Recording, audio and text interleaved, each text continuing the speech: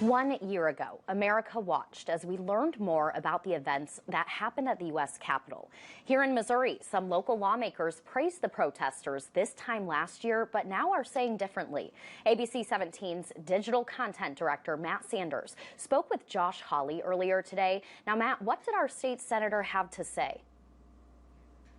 Hawley became one of the faces of January 6th thanks to his objection to Pennsylvania's vote tally and that infamous photo of him throwing his fist in the air to the crowd of Trump supporters outside the Capitol that day.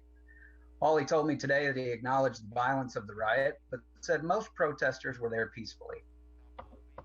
Well, I would say for the tens of thousands of folks who were gathered in Washington on that day, the overwhelming majority of them were peaceful. I mean, there's no doubt about that. And so for those folks on January 6th in Washington who rioted, that's a crime, and they should be prosecuted for that. But for those who were there peacefully, I think that they did nothing wrong, and they shouldn't be harassed, and they shouldn't be castigated, and they shouldn't be called names. They were exercising their constitutional right peacefully.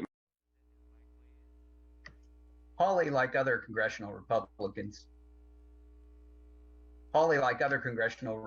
chose to sit out the remembrances Thursday at the Capitol. He wrote a letter to Democratic congressional leaders saying a candlelight vigil will be held on the National Mall was organized by activists he associated with a group that trespassed at his home. Other Republican members of Missouri's congressional delegation did not respond to requests for comment. Each of the representatives with local districts, Vicky Hartzler, Blaine Luetkemeyer, and Sam Graves, condemned the violence in statements last year, but objected to some states' vote counts. Representative Emanuel Cleaver, a Democrat who represents Kansas City, said in a statement that the American people need to protect democracy by standing against the big lie that the 2020 election was tainted by fraud.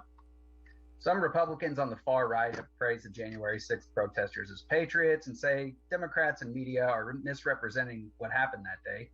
And polls show that many Republican voters agreed. Some GOP leaders who came out strongly against the riot and linked it to Trump have since softened their language. Jay Sexton, a professor with the University of Missouri's Kinder Institute on Constitutional Democracy, said the view of an entirely peaceful, justified protest is the minority. But most Republicans are trying to avoid a closer examination of what happened. The trend line is how, your rank and file, your majority of Republicans just don't want to talk about it. They don't want to deal, they don't want to confront what happened. Sexton says now is a pivotal time for American democracy. The 2020 election spawned laws to change how elections are reviewed in several states and audits of the vote count. Meanwhile, the electorate seems more divided than ever. What happens next is in America's hands, he says. All that, and I would just say that the legacy of January 6th hasn't been determined or written yet. That's for us to decide. Was this a warning sign that we ignored and that we kicked into the tall grass?